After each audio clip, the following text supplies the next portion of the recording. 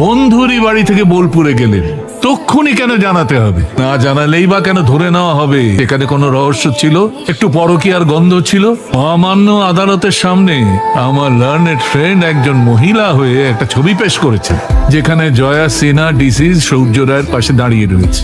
দেখে মনে হচ্ছে পৌঁছতে এসেই গেটে ঢোকার আগে গল্প করছেন দুজনে। রনার আমার লার্নেড ফ্রেন্ড একজন মহিলা হয়ে কি এই কথা বলতে চাইছেন যে একজন পুরুষ আর একজন মহিলা পাশাপাশি দাঁড়িয়ে গল্প করলেই তারা প্রেম করেন?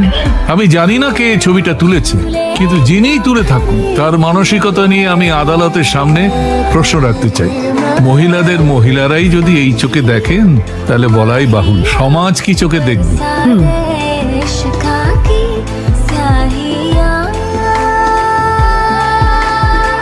কান্নাকাটি করে কেটে গেছে নাকি? একা থাকা তো এই প্রথম। শুধুমাত্র মেয়ের জন্য এই লড়াইটা টেনে